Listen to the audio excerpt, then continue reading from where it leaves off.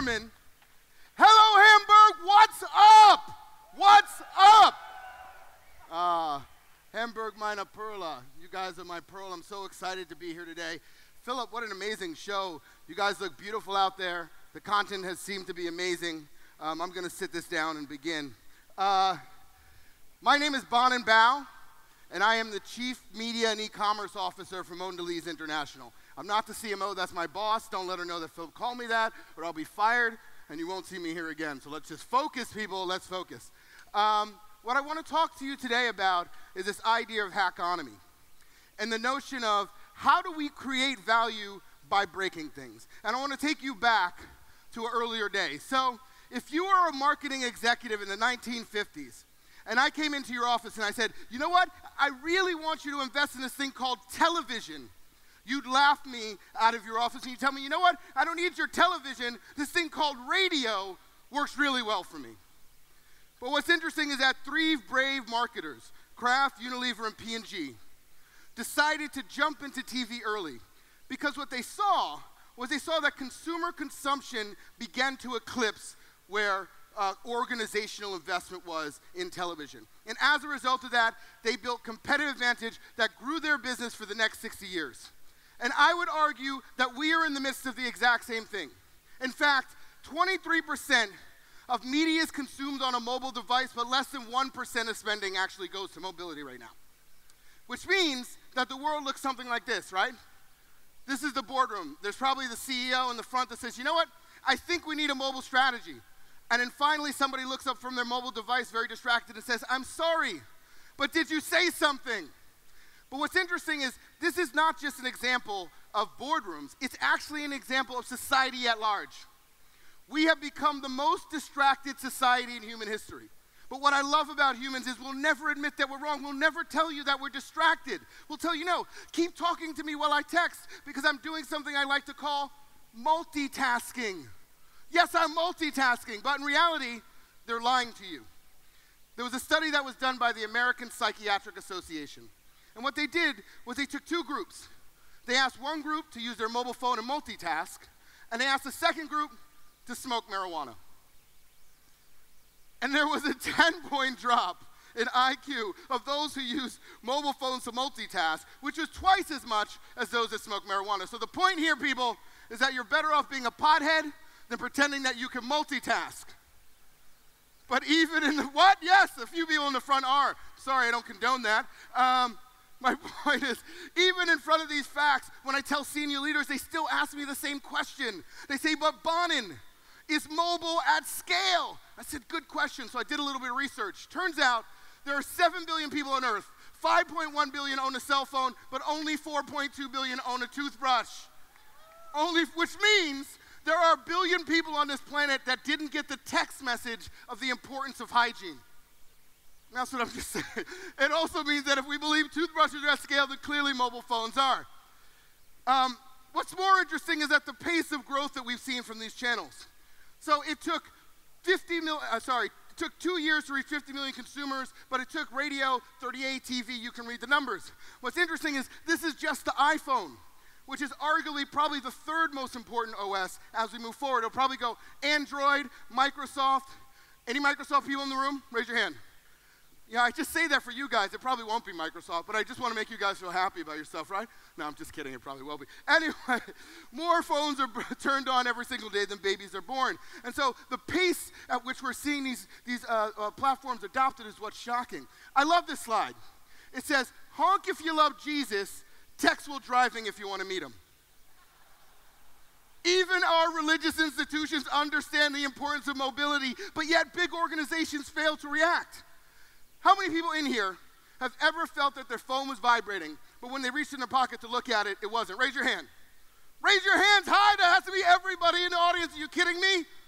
Are you kidding me? It happens to me all the time. I think it's happening right now. It's not just you. It's actually a disease, and it's called phantom vibration syndrome. And they say that people who experience this have a tactile hallucination that's very similar to meth addicts, drug addicts. There's other studies that show that using social media in your mobile phone is as addictive as cocaine, which means means that Facebook and Twitter are just gateway drugs. There's some guy in a dark alley saying, oh, just send me 140 characters. Oh, they changed the limit. Never mind. Oh, just give me a status update. I'm dying for a status update. And while we're strung out on this thing called mobility, we have this man to blame. This man, Martin Cooper, nice white-haired gentleman, in the early 80s invented the mobile phone. But what's interesting is what he thought he was inventing was a device for us to transmit voice wirelessly. But what he didn't realize was that he was creating a world of connected devices that would transform humanity, society, and business at large. Bain did a study, and they showed that by 2020, every single consumer packaged good that's sold in a supermarket will be connected to the internet somehow. We sell over 6 billion packages a month, which means as I look at ourselves, we're the largest snack food company in the world with some of the most amazing brands, Milka, Cadbury, Oreo, Wheaton's, Triscuit, Ritz, I can go on and on. When I look at ourselves, it means that we might become one of the world's largest technology companies. But we don't look like the world's largest technology company. We don't run around on scooters like Google. We're not hip and cool like Snapchat. We do use Facebook at work now, so maybe that counts for something. But my point is how are we going to build models and train a next generation to unlock the potential power that these devices have put in every single person's hand?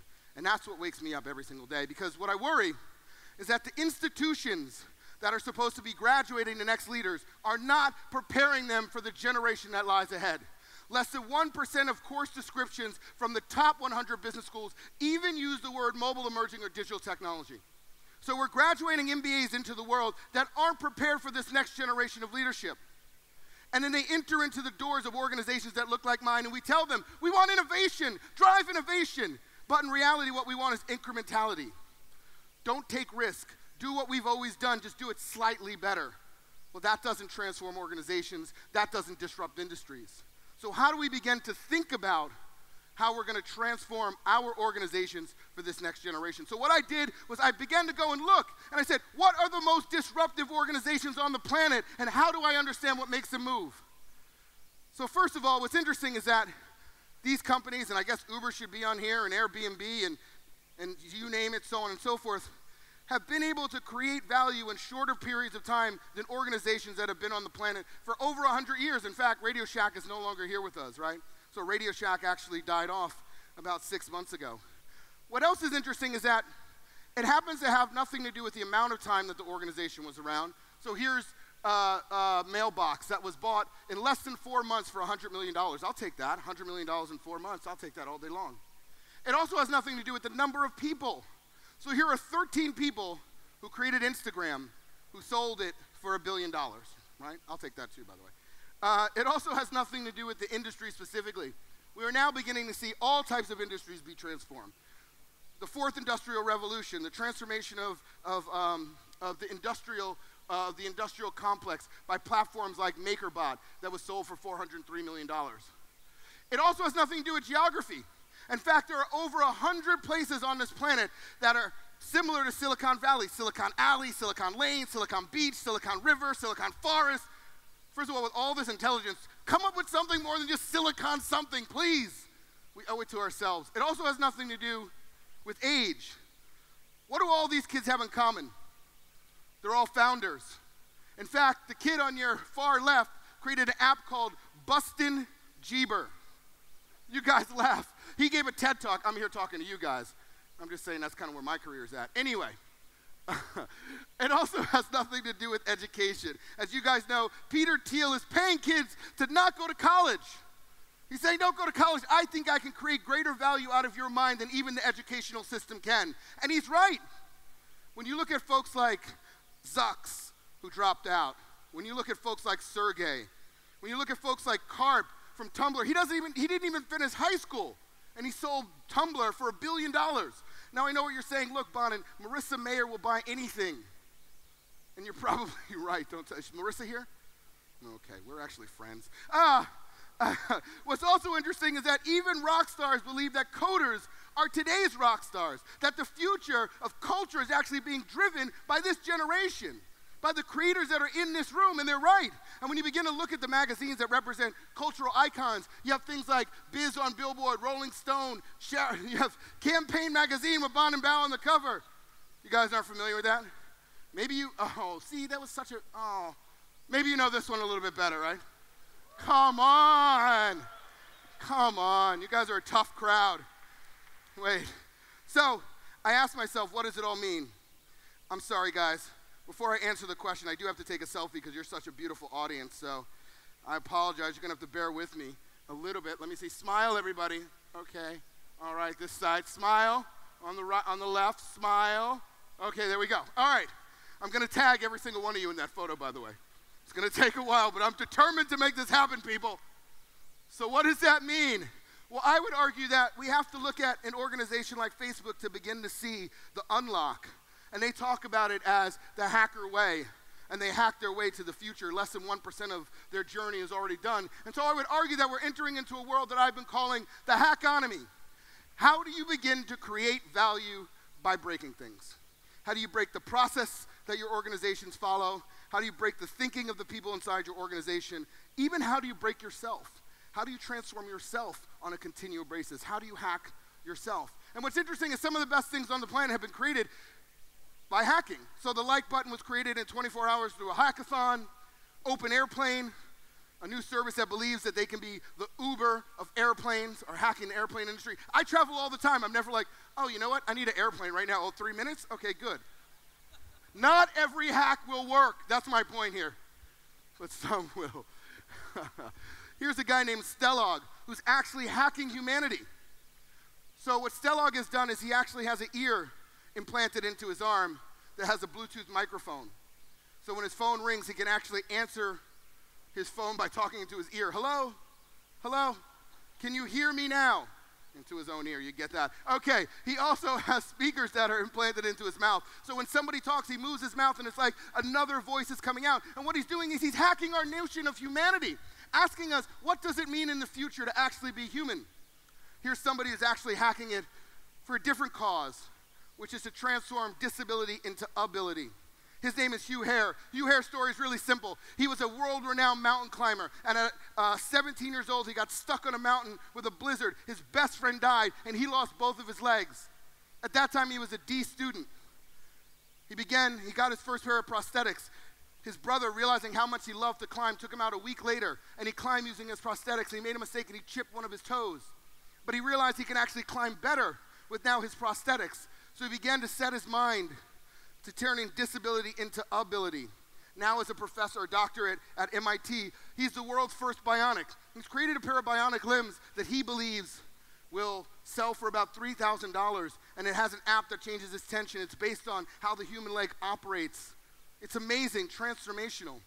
I spoke at an economist event where he spoke after me, and somebody from the crowd asked him, do you ever see a time when somebody would opt to have a bionic limb over their own human limb? He said, well, let me answer it this way. If you were 75 and your arthritic arm didn't operate like your 18-year-old arm did, what would you do? And it was a hush over the crowd like this, because at that moment, we began to realize that we might become more computer, more digital than we even are human. Those type of headwinds are upon us.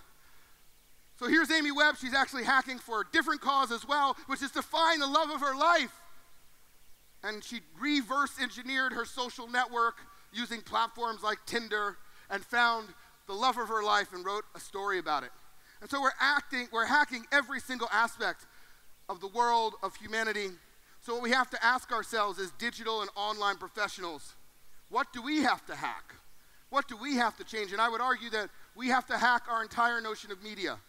And here's how we as an organization have been approaching that transformation of media. First, we have to rethink mobility. Mobility is not just another channel. It's a personalized device that is with you every single moment of the day. To talk to a person on this device is so much different than to talk to them on television. Imagine if I'm sending you a text message as an organization and I don't understand the context that you're in. You're texting your daughter and she's not texting you back. You're worried that something happened, and all of a sudden I'm like, hey, 4 Ys, would you like to buy a cookie? No, I don't want to buy a cookie. I don't want to buy a cookie right now. So we have to understand this device in a totally different way. It also is the only device that interacts with every other media. every other media on the planet. Real-time engagement. Real-time is not just about sending out a tweet during the Super Bowl that wins the Super Bowl. Although I'll take that. No, what it's about is how do you transform organizations to begin to deliver consumer experiences in real time, products that are based on real consumer insights, real consumer knowledge, and deliver that in real time. How do we create those organizations? Monetizing media. There was a day when we owned media, when we owned the television shows, when we owned the soap operas. You know what that meant? That meant we actually had to be publishers. You know how many people tell me, oh, brand is publisher, brand is publisher. And I'm like, no, it's not. You just put a logo on and you're spending money. That's not a publisher. Publishers actually get paid for creating quality content that somebody either wants to buy or advertise against. A totally new notion of quality. So how do we begin to monetize our media? How do we begin to allocate the dollars necessary to live up to the aspirations that we tell ourselves? I want to be the #1 mobile market in the world. But when people come to get budget, you're like, oh, no. That budget is allocated for television, not for mobile. How do we begin to spend where it really matters? How do we begin to look at cross-screen? And how do we begin to look at culture versus cluster? We no longer need to buy 18 to 34. How do we begin to buy cultural ties that tie people together?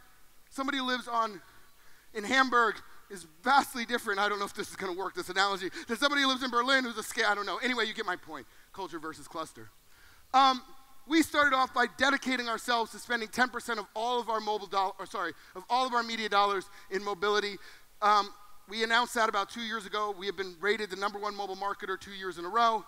We also gave a pretty straight framework for the organization, which was, look, mobile can increase reach. Mobile can increase engagement. For us as an impulse company, mobile is at the point of buying, where you're buying a chocolate bar, where you're buying gum, where you're buying cookies. So impulse driving.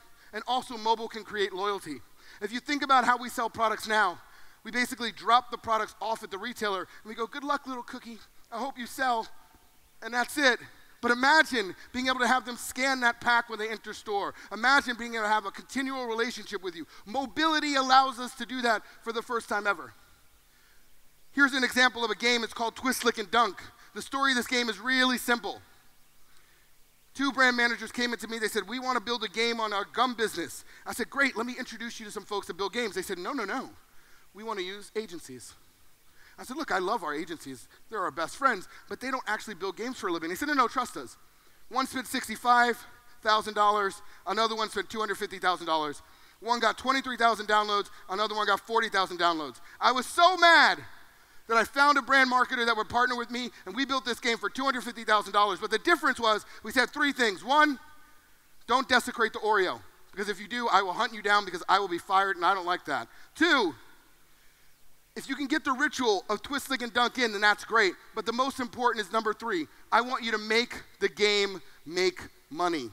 So we found a game developer called Pickpock. Now we have 12 million downloads, 20 billion Oreos have been dunked. This game is actually cash positive. If you can see underneath the thumb, we actually sell ads inside the game. I'm actually made my money back and then some. And what's interesting is I remember being in the room and they said, would you mind if a competitive product advertised? I was like, are you kidding me? If they're stupid enough to put their ads on my game, I'll take that. Give me their money. So people play this for 2 minutes and 41 seconds, and we're beginning to build out our mobile platforms in ways. This is the #1 app in 12 countries, 250,000 daily active unique users. But holding yourself up to a different monetization standard means that you hold what you create to a different quality. I'm sure you guys are familiar with the work that we did around Oreo and Daily Twist, and I know this was mentioned, the Oreo Dunk in the Dark.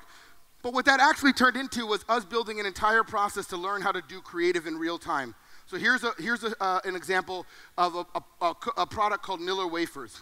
What's interesting about Nilla is it was called an entrepreneurial brand, which means you don't have any money, good luck, be entrepreneurial. We'll give you a nice title, entrepreneurial brand. So what we did was we said we're only going to use Facebook. And we start off with 5 different creative concepts, and we evolve them as people actually engage with them. So instead of sitting in a room and looking at a piece of creative and saying, this will be it, take it to the top of the mountain and share it with my disciples, they will listen. We actually ask them to engage, to find out which one actually works and optimize over time. This is the one that came out on top. It's called Momisms. The first one was the best families are like fudge, mostly sweet with lots of nuts. Then we began to evolve that. Here's the next one. Good moms let you lick the beaters, great moms turn them off. If you want breakfast in bed, sleep in the kitchen. We began to learn that if you put a face, a depiction of a mom. Then we got really cultural with it. Hey, Jay-Z, thanks for stocking your villa with Nilla. And then your kid's a royal, mine's a royal pain, as you can imagine, for the birth. What's interesting is that with $620,000, we were able to move a $140 million business. It's actually 9.8%, but legal makes me round down. So 9% for the crowd here. Oops, sorry.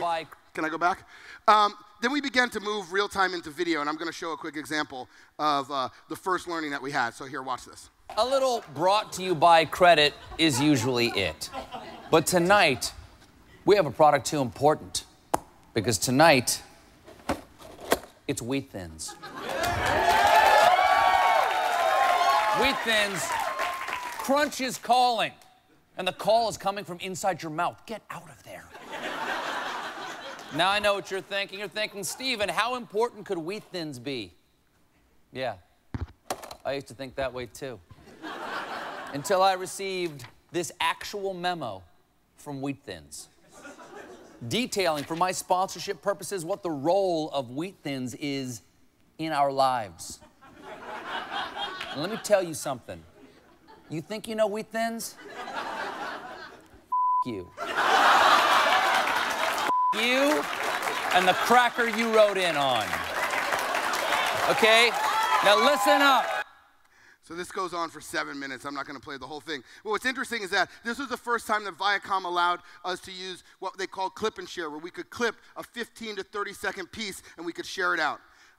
And you can imagine what happened here was we had gone through 3 iterations and we weren't happy. Colbert finally called and said, you know what, I'm just going to read the brand brief on TV, take it or leave it. And we had a brave marketer who said, take it, we're going to go. And we were sitting there with the war room, clipping and cutting, and you can imagine it took off. And when we stepped back and we looked at the measurement, what we saw was Twitter plus television transformed our reach, 4 to 5x. So we began to say, how do we, instead of it happening by accident, how do we begin to plan campaigns that actually interact with every single aspect of the digital and traditional ecosystem? And here's an example of one of those type campaigns.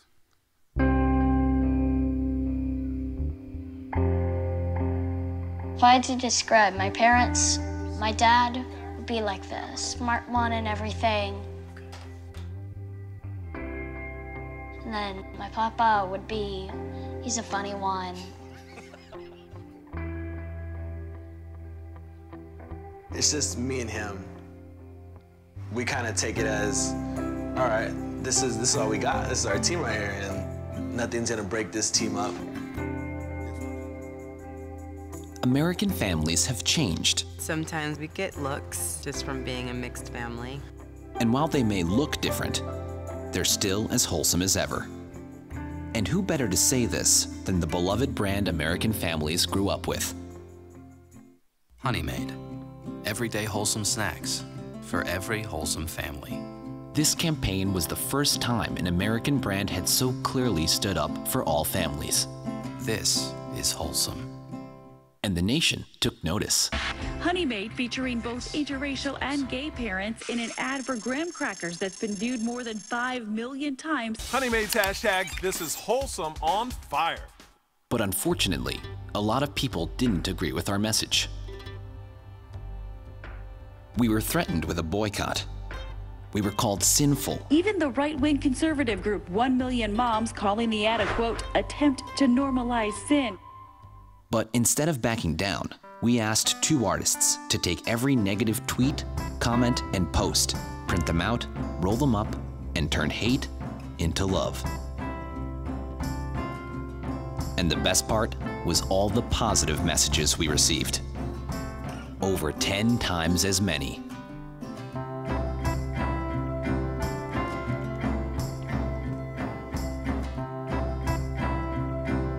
With over 270,000 shares on social media, this simple video earned over 250 million impressions from social and PR alone. And for the week it launched, it was the most shared commercial in the world. Perhaps a chart showing Google searches for Honey-Made over the last 10 years says it best. Honey-Made. In less than 1 month, it went from a cracker people love to a brand people love.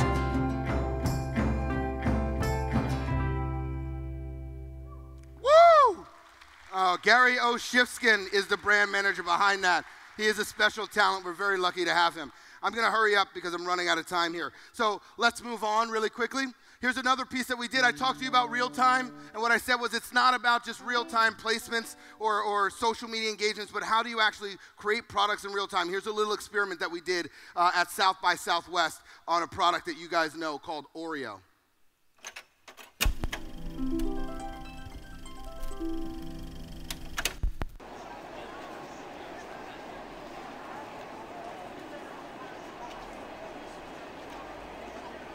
South by Southwest Interactive in Austin, Texas. We invited festival goers to the Trending Vending Lounge to participate in an experiment. What would happen if your Oreo cookie joined the social network? Our prototype vending machines take what's trending on Twitter and turns those trends into custom Oreos. Using unique transparent touchscreens, users scroll through a list of trending topics, each related to a particular flavor combination and pattern. Advanced algorithms translate the tweets into custom cookies. In all, there are about 10,000 possible combinations. Users can also mash up two trends to further customize their experience. The resulting cookie combines elements of the two original trends.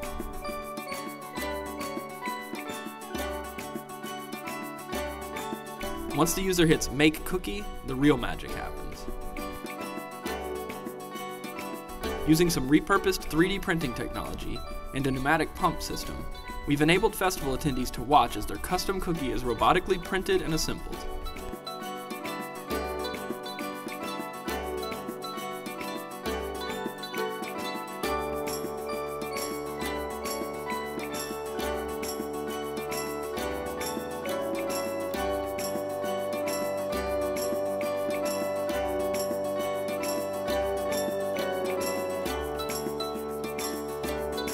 The final cookie is dropped into a cup, vended, and is now ready to enjoy.